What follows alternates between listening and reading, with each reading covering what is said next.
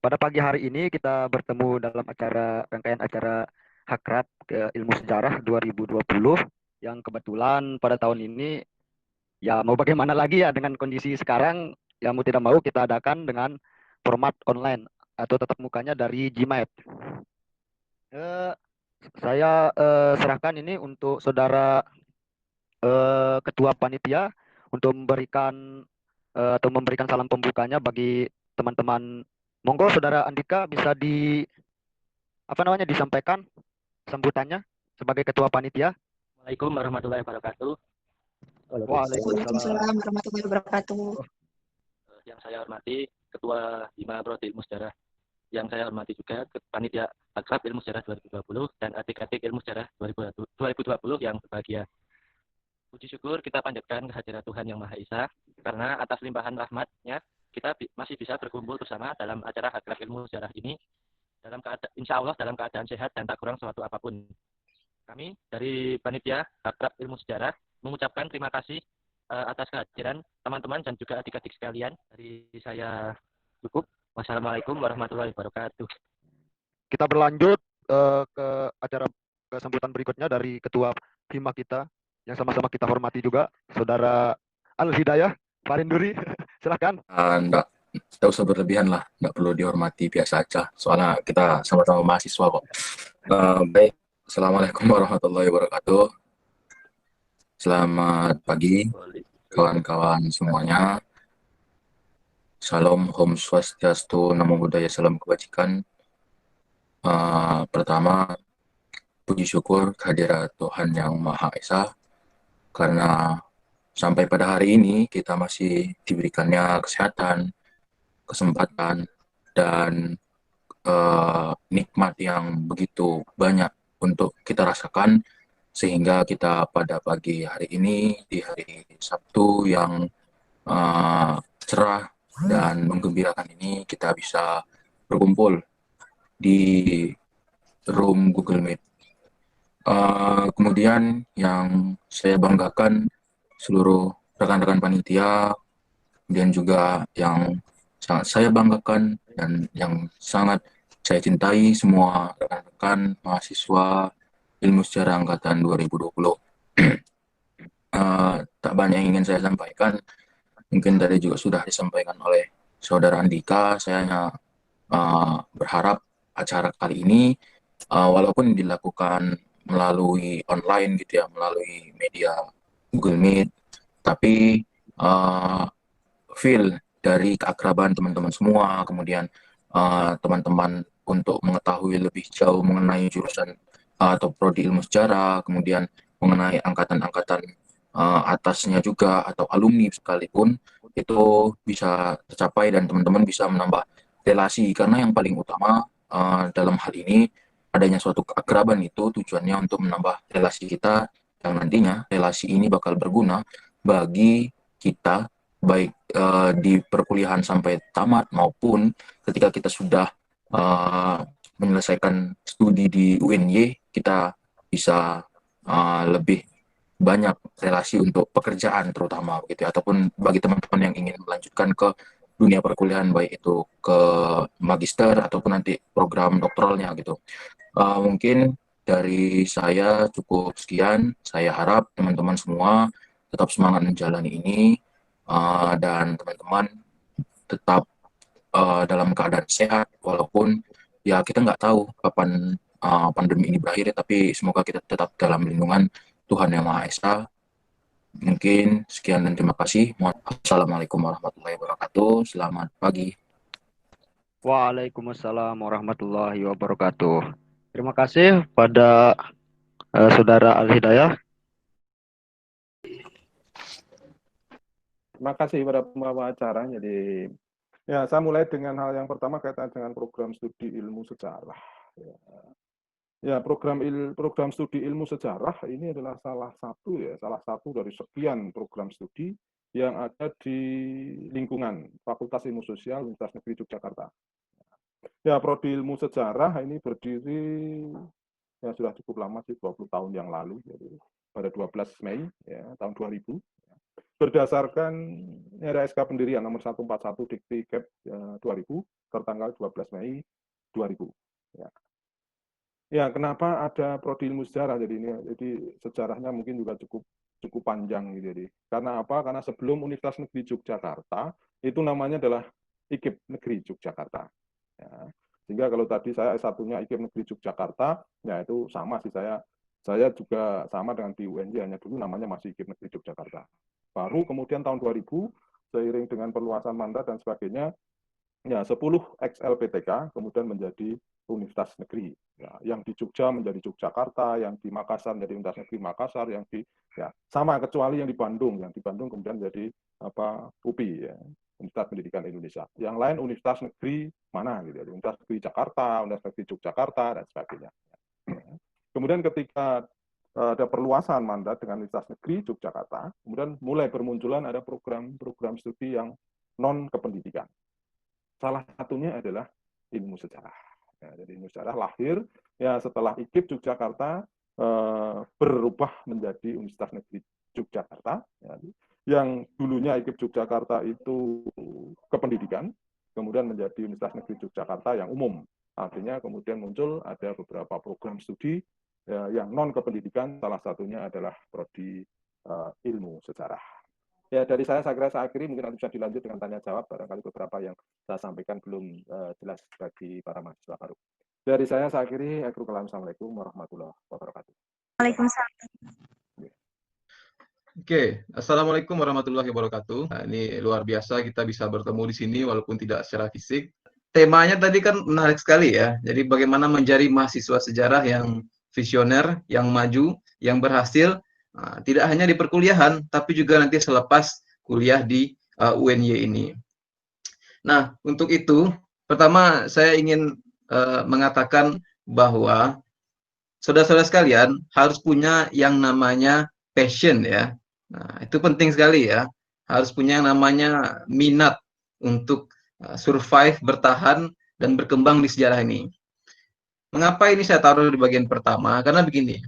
Karena banyak mahasiswa itu yang masuk ke sejarah itu, nah kadang-kadang itu karena alasannya, karena masuk sejarah itu mudah, atau karena persaingannya sedikit, atau karena yang penting kuliah di kampus negeri, kan begitu. Sementara sejarah itu ngapain, menghafal kan gitu waktu sekolah dulu. Jadi akhirnya orang kurang suka dengan sejarah ini, siswa-siswa kurang suka. Makanya saya juga kaget ya dengan animo yang besar dari para mahasiswa untuk masuk ke prodi ilmu sejarah UNY ya. Nah, ini saya yakin ya mungkin di antara saudara-saudara kalian ada yang juga bisa masuk ke jurusan lain, ke prodi lain, tapi memilih ke sejarah. Karena apa? Ya mungkin karena sudah ada passion tadi. Nah, jadi jangan sampai masuk sejarah itu karena putus asa. Ya, tapi karena merasakan ada satu yang menarik di sini. Ya, yang penting sekarang harus punya keinginan untuk melihat sejarah sebagai sebuah tempat yang menarik, sebagai sebuah ruang yang sangat potensial untuk mengembangkan diri dan potensi saudara-saudara sekalian. Nah, bagaimana menumbuhkan minat itu? Nah, kita akan masuk ke bagian berikutnya. Nah, nanti selama perkuliahan, nah ini saya sampaikan berdasarkan pengalaman pribadi saya, kemudian juga dari pengalaman orang-orang yang berbagi pengalamannya dengan saya. Yang jelas, selama perkuliahan nanti, saudara harus yang pertama tetap harus penting itu adalah sisi akademik ya. Karena pada akhirnya yang namanya nilai itu penting ya. Jangan sampai nilainya nanti Nasakom ya, tahu Nasakom ya. Nilai 1, ya. Nah, kalau bisa IPK-nya itu di atas 3,5 terus lah ya. Nah, ya, kalau nggak bisa 3,5 ya udah 4 juga nggak apa-apa. Oke. Nah, jadi bagaimana saudara itu mencoba di setiap semester untuk mengikuti perkuliahan dengan lengkap, ya hadir di kelas, baik ketika lagi offline maupun sekarang ketika online, kemudian berpartisipasi di ruang kelas, ya. Karena mengapa nilai itu penting? Pada akhirnya nanti, ketika saudara akan melamar pekerjaan, ingin mendapatkan beasiswa, itu pasti pertama yang ditanya itu IPK minimalnya, ya. Nggak ada IPK minimal itu di taruh terakhir, nggak ada, pasti di pertama, ya. Nah, makanya paling aman tuh IPK itu adalah 3,5 ke atas. Nah, saya dulu IPK saya 3,72. Dan sempat beberapa semester itu 3,9 ya. Dan saya ada yang mengatakan IPK itu nggak penting, kan gitu. Nah, mungkin yang mengatakan itu IPK-nya jelek sebenarnya. Ya, jadi jangan percaya. Tetap IPK itu penting sekali. Jadi ikuti perkuliahan disampaikan oleh dosennya, kemudian kalau ada tugas dikerjakan, terus kemudian presensinya jangan kurang, terus kemudian juga partisipasi aktif di kelas. Karena itu nanti akan memperlihatkan membuat mahasiswa itu bisa bertahan lama di jurusan dan juga bisa menghasilkan mendapatkan nilai yang baik ataupun menghasilkan karya-karya di luar akademik.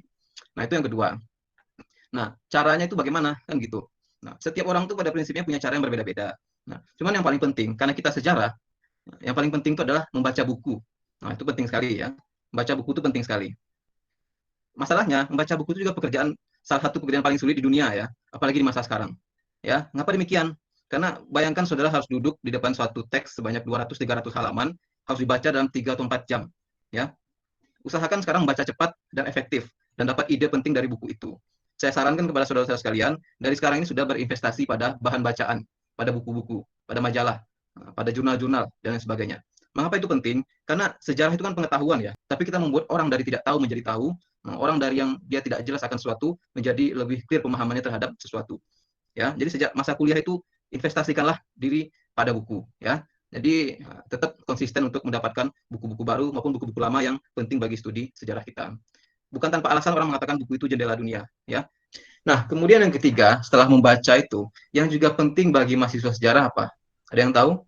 Jawabannya adalah menulis, ya. Kemarin saya sudah singgung sedikit juga ya, betapa pentingnya menulis itu bagi mahasiswa. Tapi yang saya dorong itulah menulis yang berat, ya, yang berkaitan dengan tema sejarah kita. Nah, jadi selama kuliah nanti, pertama jelas yang ditulis itu adalah tugas-tugas perkuliahan dari dosennya. Ya, kalau ada tugas dari dosen itu pasti sifatnya esai atau makalah atau semacam itu. Karena sejarah kan mesti narasi ya, kisah ya.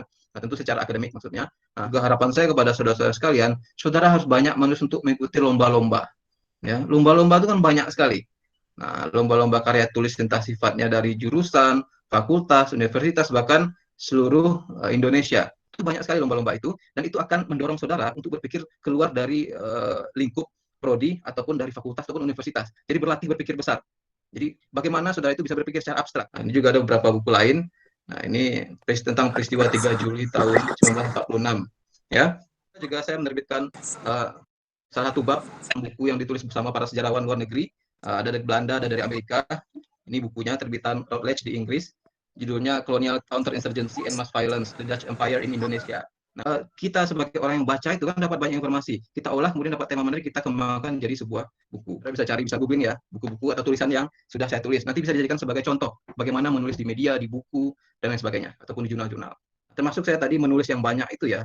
Nah, tulisan-tulisan saya di media massa ketika masih kuliah 4 tahun S1 di UGM itu, saya pakai ketika menulis CV. Ya, kan pas melamar itu kan ada aplikasinya, kan kita harus ngisi CV. Jadi yang dilihat pertama dulu IPK-nya harus tinggi. IPK-nya tinggi, kemudian karya tulisnya banyak. Karena kalau kuliah di luar itu pasti banyak tugas bikin esai.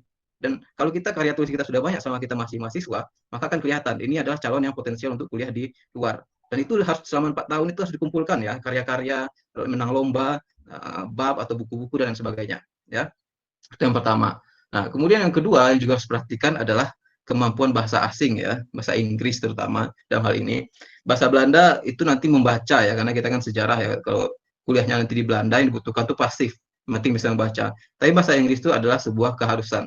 Ya, nah mungkin di antara saudara ini ada yang TOEFL-nya 300-an, 400-an gitu ya. Nah, tapi saya harapkan nanti setelah selesai tamat dari Prodi Ilmu Sejarah UNY, TOEFL-nya itu paling enggak 550 ya. Nah, jangan lagi ada yang di bawah 400 ya. Nah, jadi harapannya seperti itu. Kenapa? Karena saudara tahu ya, dulu ketika saya kuliah ke Leiden tahun 2007, itu minimal syaratnya TOEFL-nya 550. Dan itu saya bisa memenuhi itu. Pada akhirnya ini tergantung kepada saudara semua untuk bekerja keras, bekerja lebih keras daripada kebanyakan orang, untuk lebih banyak berkorban, membaca buku, membeli buku, dan juga untuk bisa berkarya, berkontribusi tidak hanya di prodi, tapi juga kepada masyarakat yang lebih luas. Oke, baik. Assalamualaikum warahmatullahi wabarakatuh. Selamat pagi, salam sejahtera bagi kita semua. Seperti yang sudah dijelaskan oleh Pak Danar tadi, LMS yang ada di UNY, Bismart, kalian sudah mencoba itu sejak awal PKKMB, mungkin di UNIF atau mungkin sejak fakultas. Yang jelas fakultas sudah menyediakan Bismart untuk tentang Bismart. Jadi nanti perkuliahannya itu juga akan ada Bismart, tetapi tidak seluruhnya memang. Jadi ada juga yang menggunakan Google Classroom, gitu ya. Kemudian kalau untuk room-nya atau pertemuan virtualnya itu biasanya kalau di Bismart ada Big Blue Button (BBB) gitu ya. Nanti akan ada kesepakatan gitu ya. Terserah kalian membuat kesepakatan dengan dosen pengampu mata kuliah masing-masing. Itu saja yang bisa saya sampaikan. Kurang lebihnya saya mohon maaf. Terima kasih. Assalamualaikum warahmatullahi wabarakatuh. Pak Ajat.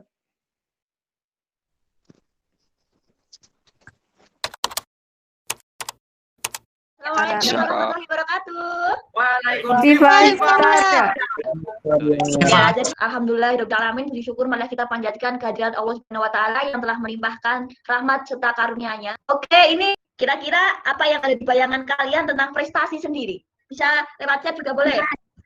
Penghasilan. Penghasilan. Ini pencapaian atau sampai di tahun betul. Prestasi sendiri adalah pencapaian menurut level individu masing-masing, gitu ya. Masing-masing individu beda-beda gitu. Tetapi Mbak sarankan punya IPK yang apa? Konsisten gitu. Nggak perlu muluk-muluk tinggi 4 dulu nggak, tapi konsisten. Jadi mahasiswa jangan cuma kuliah, ngerjain tugas, jangan hanya bukan nggak boleh, boleh kamu ngerjain, tapi kalau bisa ada nilai plusnya. Ya, teman saya ya, halo, apa kabar? Rasa kesal nggak? Saya. Ya, nggak apa-apa. Apakah saya ya? Nggak apa-apa. Nggak perlu di apa ratapi atau dibaperi, no, nggak apa-apa. Lakukan yang terbaik dari mulai tugas, pengembangan diri, tips manajemen waktu. Ini kita kan kuliah itu maksimal masuk, minimal izin itu kan 4 kali. Nah, manfaatkan itu. Manfaatkan bukan berarti 4 bolong, bukan. Tapi coba 4 ini kan yang maksimal kalian nggak masuk, tapi dengan catatan kalian harus alasan yang jelas gitu. Contoh ikut lomba, contoh ada acara yang penting yang memang harus meninggalkan kelas gitu. Nah, itu manfaatkan 3 aja, yang satu jangan 4 full, tapi 3 aja yang dimanfaatkan. Saya selalu seperti itu. Di setiap mata pelajaran itu saya maksimalkan 3 izin, tapi untuk yang jelas-jelasnya apa, untuk lomba sih, kalau saya jelasnya untuk lomba. Dan pasti dosen itu kalau, Bu, Pak, saya izin untuk lomba, diizinkan deh.